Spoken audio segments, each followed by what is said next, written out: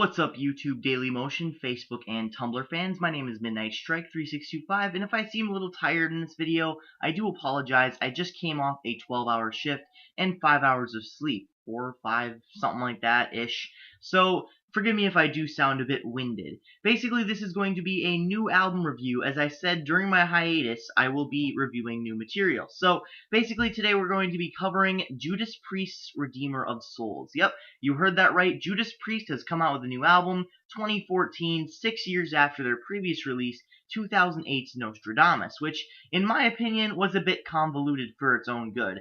Basically, they had a bunch of great ideas for a concept album, and they just crammed it all together, and it seemed like they were trying to do too many things at once, if that makes sense, I suppose. So, basically, on this album, they are going in a more straightforward, direct route. So, it sounds a little bit more like something off of, say, Painkiller from 1990.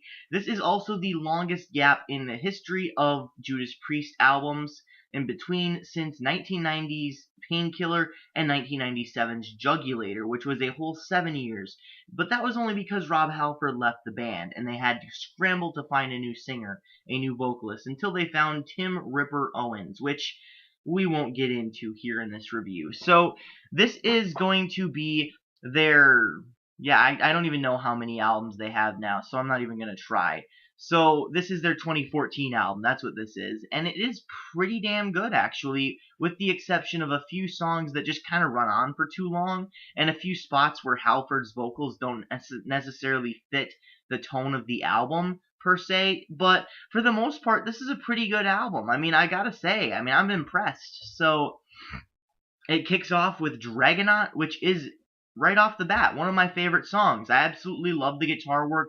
It's a catchy song. Halford's vocals are spot on, and the lyrics are pretty decently written. It's a very well-crafted tune, and I absolutely love it. Redeemer of Souls, this is the title track, and at first listen, I liked the guitar work, but it just felt really fucking average to me. It felt like they were just rehashing old ideas with kind of a groovy, catchy melody and beat, but it didn't really necessarily go anywhere. But right now, I actually do like it. Upon second listen, I do find it to be quite the enjoyable song. So, while it doesn't necessarily, soar to the heights of Painkiller or You Got Another Thing Coming, Living After Midnight, it is very good in its own right. So the next song is another one of my favorites, Halls of Valhalla, which for some reason really reminds me of Nightcrawler. I don't know, maybe it's just the way Halford screams Valhalla at the end that kind of mirrors the way he screamed Nightcrawler in that song, because the structures of the songs are totally different. It's just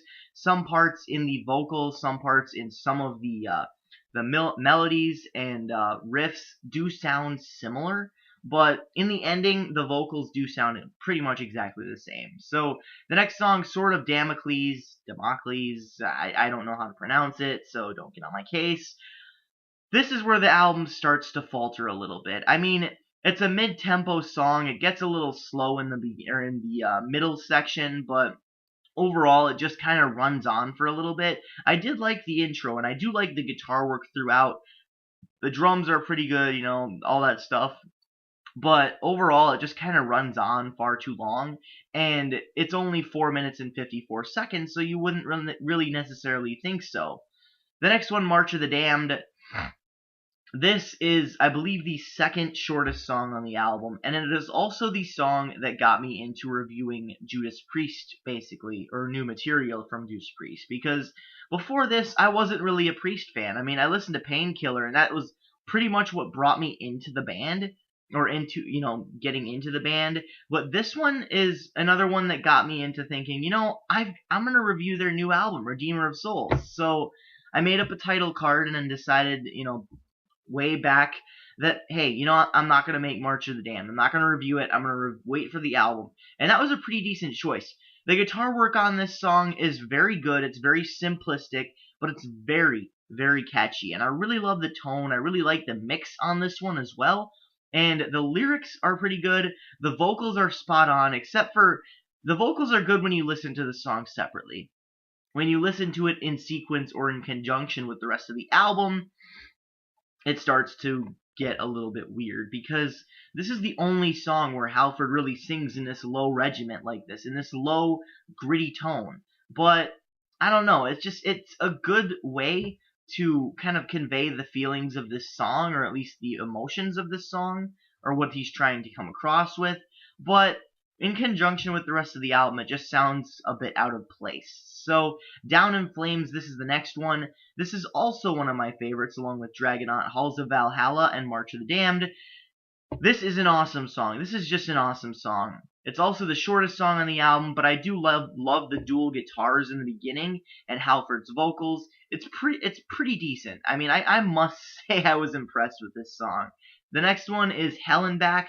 This is another one where I just couldn't really get into it. It seems like it runs on for too long. The guitar work's good, like I said. The mix is good. Everything is in place. But the length, I mean, it's 4 minutes and 44 seconds. So like I said before, you wouldn't necessarily think it would be too long. But for some reason, it feels, to me at least, like it just runs on. So, Cold-Blooded, same scenario, but I do like it better than Hell and Back. I do like it for its guitar work in the midsection, into the ending, as well as its intro. It's pretty catchy. It's pretty good. But in the midsection, it just kind of starts to drag on a little bit. I mean, this one is 5 minutes and 25 seconds, so one of the longer songs on the album, so you can kind of understand why, I suppose. Metalizer, this one sounds like it could be right next to Metal Meltdown off of Painkiller. Like I said, this album has a strong resemblance to Painkiller, at least in my opinion. I kind of see it in the mix. If they would have toned it down a little bit, turned down the bass, turned down the feedback a little bit, they could have made it sound more like a classic Judas Priest album, but then again, it would sound almost exactly like Painkiller. So, I don't know whether or not that'd be a good thing or a bad thing. I'm leaning towards good thing, but you don't want it to sound, you don't ever want two albums to sound exactly the same. You want it to sound fresh and new and innovative. So, Metalizer, back to the topic. Another good one. This is a little bit faster one, and the structure is decent. The guitars are good. The drum work is excellent as well as the vocals by Rob Halford are very good. Crossfire, this is another one of the shorter songs. Actually, this one's shorter than March of the Damned. Excuse me. Damn. This one is shorter than March of the Damned. This is the shortest song on the entire album, clocking in at 3 minutes and 49 seconds. I wasn't even looking this far ahead. So, Crossfire, almost went too far there. I'm tired. Crossfire, this is a good song. I actually like the guitar work as well. That is a very strong theme with this album. The guitars are probably one of the best things about it. So, Crossfire is no different. I like the melodies, the riff structures, as well as the vocals as well. It's a good song overall and all around. Secrets of the Dead, however, runs on for too long, and I couldn't really get into it. Even the guitar work, I mean, it just seems a little off, especially out of place at the end of this album, with, Battle Cry being in between this and beginning of the end, but it just kind of runs on. I didn't really like it as much, but then again, it is what it is. I did like the lyrics and the lyrical content of this song, but I didn't really like Halford's vocals either, and the mix was a little bit too high especially. It sounded like there was a little bit of feedback, and especially in the beginning. I don't know, maybe it was just me. So, Battle Cry, the second last song on the album, kind of mirrors that of Battle Hymn off Painkiller. I know I've been making a lot of comparisons to Painkiller, but it is definitely there. You just gotta listen to it. You just gotta listen for it. So, while Battle Hymn was just a 56-second intro, Battle Cry is a full-on song, and it is a very, very good one. The guitar work is very fast-paced. I really like it. I like the lyrics as well. Rob Halford definitely has a very good voice on this song, a very strong voice, and I must say it definitely continues the trend of pretty kick-ass songs on this album. And like I said, while some of the songs do run on for far too long, this is one of the better ones. So the album closes off with Beginning of the End. Yeah, this is one where I like the lyrics. Again, it's kind of like, well, no, it's exactly like Secrets of the Dead. I did like Secrets of the Dead a little bit more than this song. This is my least favorite song on the album. I mean, while it is pretty good in its own right, and some people might be more into it than others, I just, for some damn reason, could not get into it. I mean, I like the lyrics, like I said. I like the atmosphere that it provides. It's kind of like a Planet Caravan-esque atmosphere where it's just kind of, very, I don't know, melodic, not really melodic. What's the word atmospheric. That's what I'm looking for. It's very atmospheric, much like Secrets of the Dead. But I don't know. It just wasn't a very good way to close off the album. I mean, I couldn't really see it, and especially coming from left field after the awesome Battle Cry and Crossfire, these two songs, Secrets of the Dead and Beginning of the End, don't really fit on the rest of the album. In fact, they contrast with everything that is found on the album. So, basically, overall, I feel like this has a lot of fresh and new ideas, but a lot of it contrasts with the atmospheric songs found at the end.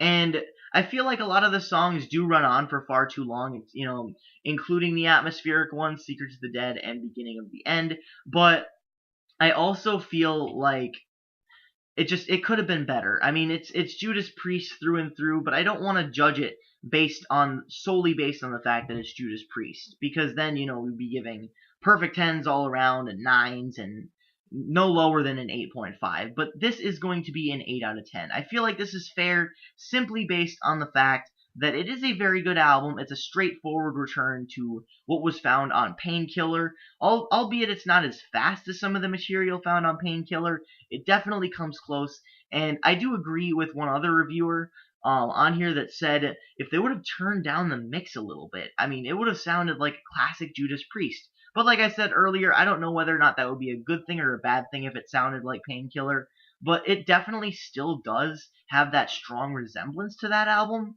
but they could have made it sound exactly like it. I don't know if that would have been a good thing. So, with that, this is Midnight Strike 3625, and as always, keep calm and rock on. 8 out of 10.